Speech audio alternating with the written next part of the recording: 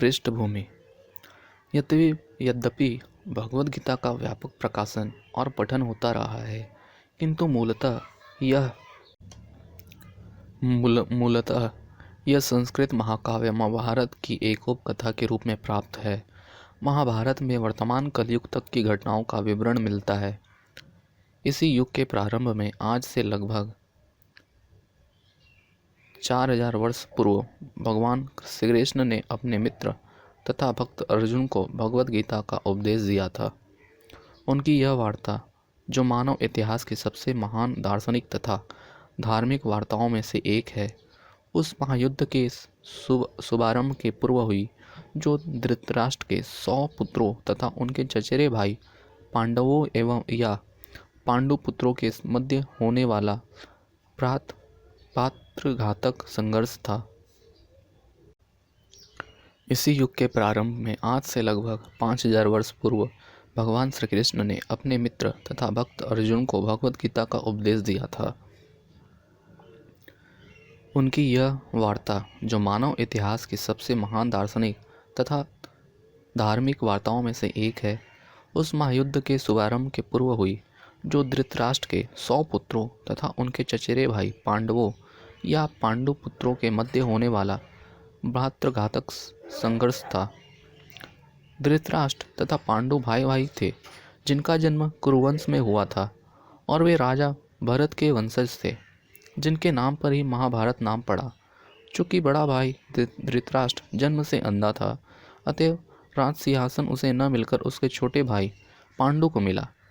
पांडु की मृत्यु अल्पायु में हो गई, अतएव उसके 5 पुत्र युधिष्ठिर, भीम, अर्जुन, नकुल तथा सहदेव धृतराष्ट्र की देखरेख में रख दिए गए, क्योंकि उसे कुछ काल के लिए राजा बना दिया गया था। इस तरह धृतराष्ट्र तथा पांडु के पुत्र एक ही राजमहल में बड़े हुए। दोनों ही को गुरु द्रोण द्वारा सैन्य काल का प्रशिक्षण दिया गया, और पूज्य भीष्म पितामह उनके परामर्शदाता थे। तथापि धृतराष्ट्र के पुत्र, विशेषतः सबसे बड़ा पुत्र दुर्योधन, पांडवों से घृणा और ईर्ष्या करता था। अंधा तथा दुर्बल हृदय धृतराष्ट्र पांडु पुत्रों के स्थान पर अपने पुत्रों को राज्य का उत्तराधिकारी बनाना चाहता था। इस तरह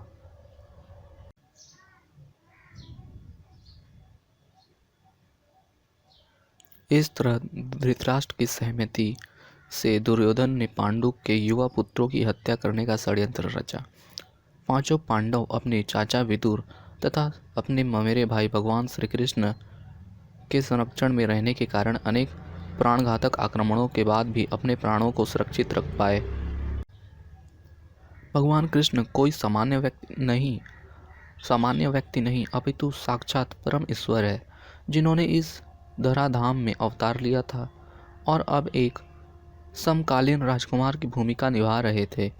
वे पांडु की पत्नी कुंती तथा पांडु